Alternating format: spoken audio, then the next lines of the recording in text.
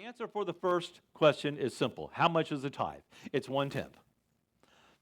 That's really not a whole lot of debate on that because that is really the etymology of the word. The word tithe comes from the word meaning 1/10. But 1/10 of what? That's where we get into the debates, right? And if you really want to follow the strictest interpretation of the Scripture, should you tithe? Well, if you want to follow the strict definition of the Scripture, you can't tithe, even if you wanted to. Why? Because Deuteronomy chapter 26, I believe it should be verse 1, starting with verse 1, it says, "Now when you enter the land that Adonai your God is giving you as an inheritance, and you possess it, and dwell in it, you are to take some of the first fruit, the first of all the produce of the soil, which you gather from your land that Adonai your God is giving you, put it in a basket, and go to the place Adonai your God chooses to make his name dwell." So there, if you catch it, we see the three requirements for the biblical tithe. Verse 1, where is it taking place? In the land. Which land? Israel. Anyone in the room today currently standing in Israel? No, we're not in Israel. Requirement number 2, you are to take, in verse 2, you are to take some of the first of all the, what? Fruits. The produce of your soil. Any farmers in here?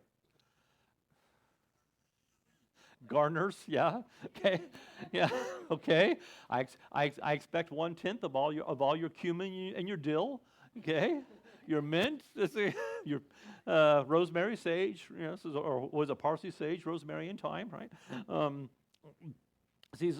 So the tithe is from the land of Israel. It's the produce of your soil, so it's agricultural products, and as we learn in others, in Leviticus, it also includes from your flocks and your herds. So you're either a rancher or a farmer. It says, and where do you take the tithe? Yeah, it says here, to the place Adonai your God chooses to make your name dwell, which is the temple in Jerusalem. There's no temple. There's no temple today. So even if you're living in the land of Israel and you're a farmer or a rancher, you still can't tithe because there's no temple to take it to. That is actually the biblical tithe. However, much like in Torah, just because we're not obligated, or in this case even able, to fulfill the strict letter of the law as defined in the Torah, there's still usually a principle that can be applied. And so before we get into that, did you know that there's actually a second tithe? In Deuteronomy chapter 14, let's see how quickly Sam can pull that one up. Says, I usually try to take time and actually write all this stuff down for them, but I didn't get to it this week. I was working late. It says, verse 22, chapter 14, verse 22. It says, "You will surely set aside 1/10 of all the yield of your seed that comes from the field year by year. You are to eat the tithe of your grain, your new wine, your oil, and the firstborn of your herd and flock before Adonai your God in the place he chooses to make his name dwell." So again, we have the same requirements there. "So that you may learn to fear Adonai your God always." Now, suppose the way is too long for you. You cannot carry the tithe because the place Adonai your God chooses to set his name is too far from you when Adonai your God blesses you.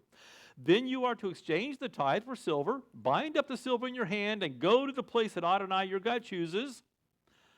You may spend the money on whatever your soul desires: cattle, sheep, wine, strong drink, whatever your soul asks of you.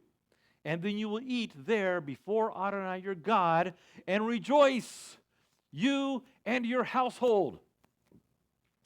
So did you realize that there is a commandment from the Lord that you are to set aside a portion of your produce so you can party.